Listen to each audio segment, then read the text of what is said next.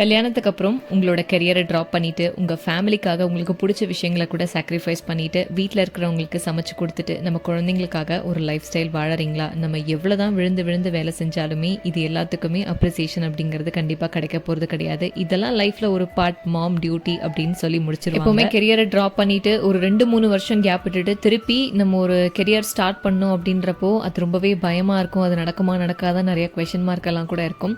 என்னதான் ஹஸ்பண்ட் நல்லா ஏர்ன் பண்ணாலும் நமக்கு தேவையான ஒரு சின்ன விஷயத்த நம்மளே செஞ்சுக்கிறதுல இருக்கிற சாட்டிஸ்ஃபேக்ஷன் வேற எதுலையுமே கிடைக்கும். எங்க அம்மா எப்பவுமே ஒரு விஷயத்தை ஐட்ரேட் பண்ணிக்கிட்டே இருப்பாங்க. படிக்கிறது மட்டும் முக்கியம் இல்லை, அந்த படிப்பு மூலியமா நம்ம ஒரு கரியரை பில்ட் பண்ணும், நம்ம எப்பவுமே செல்ஃப் இண்டிபெண்டா இருக்கணும், ஃபேமிலிக்கும் சப்போர்ட்டிவா இருக்கணும் அப்படின்னு அப்பப்போ சொல்லி. கல்யாணம் குழந்தை ஆனதுக்கு அப்புறமா நிறைய பெண்கள் அவங்களோட கரியர் லைஃபை திருப்பி ரீஸ்டார்ட் பண்றதுக்கு பயந்துகிட்டு அப்படியே ட்ராப் பண்ணிடுறாங்க. அந்த மாதிரி ஒரு மனநிலையில இருந்தீங்கன்னா கண்டிப்பா ரீதிங்க் பண்ணி பாருங்க. கரியருங்கிறது விமெனுக்கு ரொம்ப ரொம்ப இம்பார்ட்டன்ட். அண்ட் என்ன மாதிரியான வேலை செய்யணும் அப்படின்னு நிறைய பேர் கமெண்ட் பண்ணி பார்த்துருக்கேன்.